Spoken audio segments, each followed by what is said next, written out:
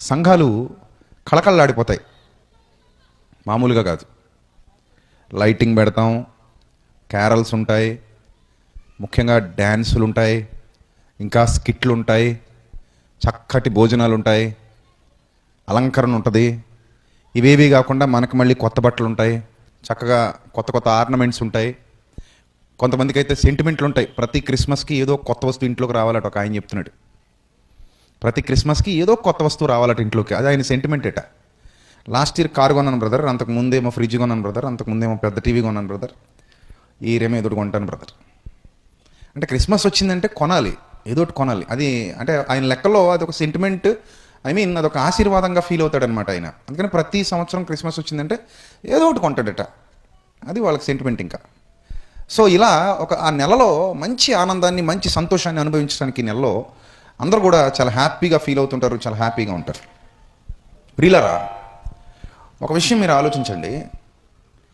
ఈ నెలలో ప్రభువులో ఆనందిస్తున్నారు, ఈ నెలలో ప్రభువును బట్టి ఆనందిస్తున్నారు, ఈ నెలలో ప్రభువును బట్టి సంతోషిస్తున్నారు, ఈ నెలలో ప్రభువును బట్టి ఉల్లసిస్తున్నారు, ఉత్సాహధ్వని చేస్తున్నారు. మంచిదే. కానీ ఆనందానికి డెఫినేషన్ ఏంటి? ఆనందానికి డెఫినేషన్ ఏంటి? ఆనందం అనేది ఎలా ఉంటుంది? ఆనందం అనేది ఇలాంటి కొలతలు కలిగి ఉంటుంది, లేదా ఈ విధమైన భావజాలంతో దాన్ని మనం వర్ణించవచ్చు, దీన్ని ఆనందం అని చెప్పచ్చు అని అనడానికి లోకములో నుండి వేరైపోయిన క్రైస్తవులు. ఎక్కడి నుంచి వేరైపోయారు మనం? ఎక్కడి నుంచి వేరైపోయాని చెప్పండి అందరూ కూడా. మీరు లోకమునకు వేరై ఎక్కడికి వచ్చారు? క్రీస్తులోనికి. స్టార్టింగ్ స్టేజ్లోనే మూర్ఖులకు ఈ తరము వారికి వేరై మీరు ఎక్కడికి రావాలన్నాడు? రక్షణలోనికి ప్రవేశించాలి, లేదా రక్షణలోనికి రావాలి. మనం స్టార్టింగ్లోనే లోకానికి వేరైపోయాం. లోకానికి వేరయ్యాము అంటే లోకం వెళ్ళే దారిలో నుండి దేవుడు నడిపించే దారిలోనికి వచ్చామన్నది సత్యం. క్లియర్ కదా? అది క్లియరేనా? లోకం వెళ్ళే దారిలో నుండి, ఆ చీకటి మార్గంలో నుండి ఎక్కడికి వచ్చాం? మనం వెలుగులోనికి వచ్చాం. అది కూడా మనకి పేతురు గారి పత్రిక రాస్తూ చాలా క్లియర్గా చెప్పేశారు. ఆయన కూడా ఏమంటారంటే, మిమ్మును చీకటిలో నుండి ఆశ్చర్యకరమైన తన వెలుగులోనికి ఒక ఆయన పిలిచాడు. ఆయనే our saviour lord Jesus Christ. ఆశ్చర్యకరమైన వెలుగులోనికి ఒక ఆయన మిమ్మల్ని ఏం చేశాడు? పిలిచాడు. అలా పిలిచిన వాని గుణాతిశయములు ప్రచురము చేయు నిమిత్తము ఏర్పరచబడిన వంశం, రాజులైన యాజక సమూహం. ఇది మనకి తెలిసినటువంటి బేసిక్ పాయింట్. ప్రతి క్రైస్తవుడికి బేసిక్ పాయింట్స్ తెలుసు, తెలియని వారు ఎవరు లేరు. రైట్. అయితే ఆనందం అనేది ప్రభు ద్వారా మనకు అనుగ్రహింపబడేదే తప్ప మనంతట మనంగా సృష్టించుకుంటే వచ్చేసేది కాదు. ఇది క్లియర్. ఆనందం ఎలా అనుగ్రహింపబడుతుంది చెప్పండి? ప్రభు ద్వారా మనకు అనుగ్రహింపబడాలి. అది నిజమైన ఆనందం. లోక సంబంధమైన ఆనందం అనుకోండి, మనం సృష్టించుకోవచ్చు. లోకం దగ్గరికి వెళితే ఆ లోక సంబంధమైన ఆనందం మనకు సొంతం అవుతుంది. ఉదాహరణకి కొన్ని విషయాలు మీకు చెప్తాను.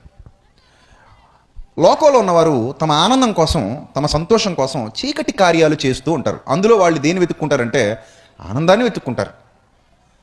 ఆ చీకటి కార్యాలు చేస్తున్నప్పుడు, లేదా చెడు కార్యాలు చేస్తున్నప్పుడు, ఆ నీతిమాలిన కార్యాలు చేస్తున్నప్పుడు వాటిని బట్టి వాళ్ళు ఏం చేస్తుంటారు?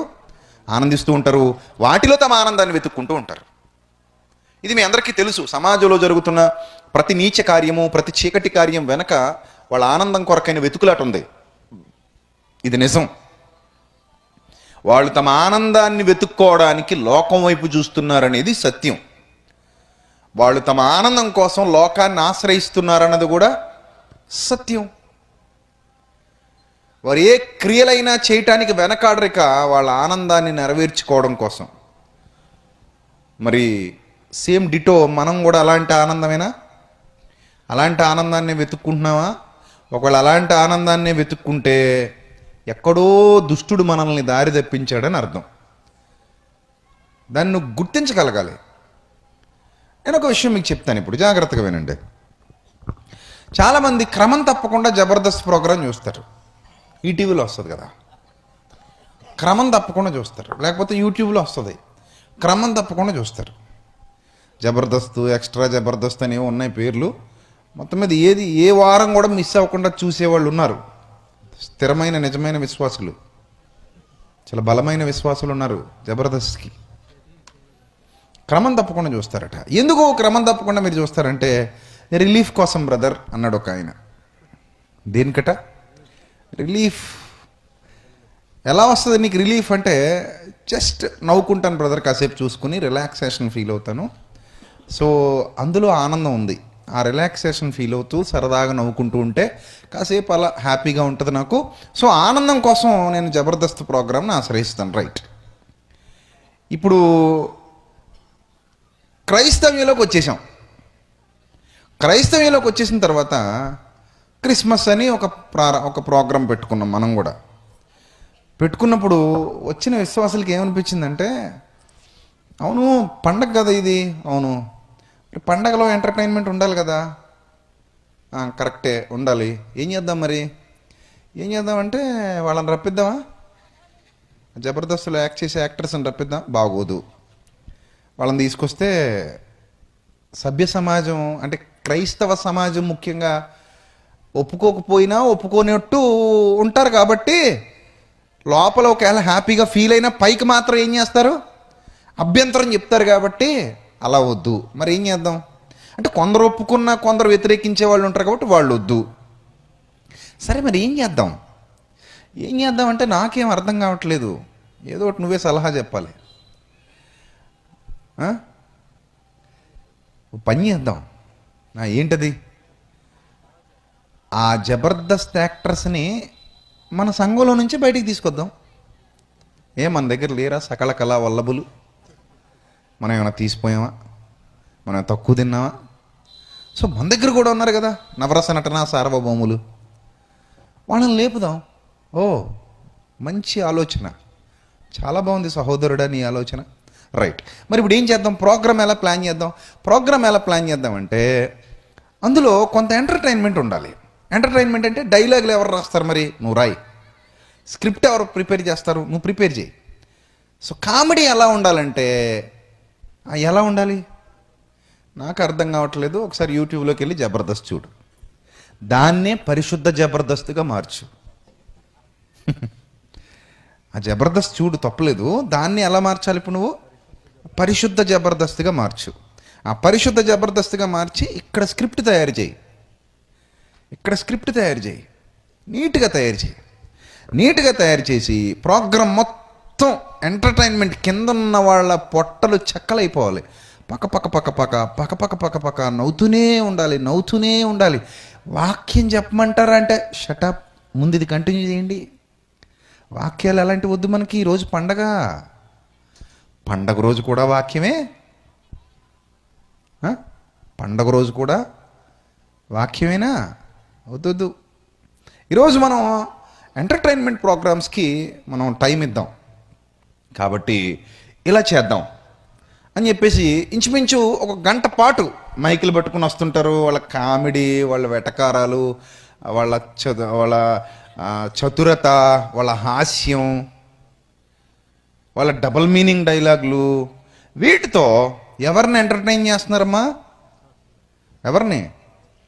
ఎవరినో విశ్వాసుల్ని. ఎవరిని విశ్వాసుల్ని. ఎక్కడి నుంచి వచ్చిన విశ్వాసులు వీళ్ళు? చీకటిలో నుండి ఆశ్చర్యకరమైన వెలుగులోనికి వచ్చినటువంటి విశ్వాసులు. ఈ ఆశ్చర్యకరమైన వెలుగులో ఆనందం దొరకలేదు వీళ్ళకి, మరలా ఆ చీకటికే పెయింట్ వేసి తీసుకొచ్చారు స్టేజ్ మీదకి. ఏ పెయింట్ వేశారు? వైట్ పెయింట్ వేశారు. నల్లకి కనబడితే బాగోదని పరిశుద్ధ జబర్దస్త్ అన్నాను. అందుకే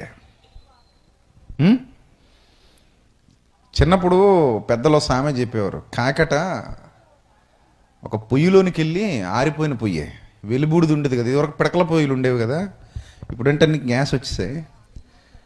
పిడకలతో పొయ్యి మండించుకునేవారు కదా, ఆ బూడిద వచ్చేస్తుంది కదా, మిగిలిపోయిన బూడిద వెళ్ళి ఆ బూడిదలో దొరికిందట. ఏందది? కాకి. అందుకే పెద్దలు అంటారు, బూడిదలో దొరికినంత మాత్రాన కాకి పావురం అయిపోద్దా? అవ్వదు కదా. కాకే. కాకిని తీసుకొచ్చి స్టేజ్ మీద కూర్చోబెట్టి పెయింట్ వేసినంత మాత్రాన కాకి పరిశుద్ధతలోకి వెళ్ళిపోద్దా? వెళ్ళదు. అంటే అలాంటి స్కిట్లు నిషిద్ధం అంటారా అండి మీరు అని కొంత నీకు బాధ కలగొచ్చు. ఎందుకంటే నువ్వు రెగ్యులర్గా అలాంటి ఈవెంట్స్ క్రియేట్ చేసి నిర్వహించే వాళ్ళ లిస్ట్లో ఉన్నావు అనుకో, ఈ ఇయర్ సడన్గా మానేసావు అనుకో, కింద ఉన్న వాళ్ళందరూ అడుగుతారు కదా, మరి ఏమయ్యా ఎందుకు మానేసావు అన్నారనుకో, అది ఎందుకో వాక్యానుసారం కాదురా అందుకే మానేశాను అన్నారు అనుకో, మరి 30 ఏళ్ల నుంచి సేవలో ఎలగబెడతానో ఇన్నాళ్ళు బుద్ధి లేదు నీకు అంటారేమో అని భయం.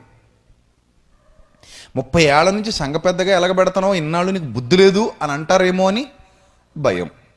సో ఈ భయం కొద్దీ కొంతమంది తెలిసినా కూడా తప్పక ఏం చేస్తుంటారు, దాన్ని కంటిన్యూ చేస్తుంటారు. ఎప్పటికలా కొన్ని కంటిన్యూ అవుతున్నాయి. కానీ వాస్తవానికి దాని ద్వారా ఎవరైనా ఆత్మీయంగా మేలు పొందుకుంటున్నారా అని అంటే, ఎలాంటి ఆత్మీయ మేలులు ఏ విశ్వాసికి దాని వలన లభించవు. Just entertainment program, that's all.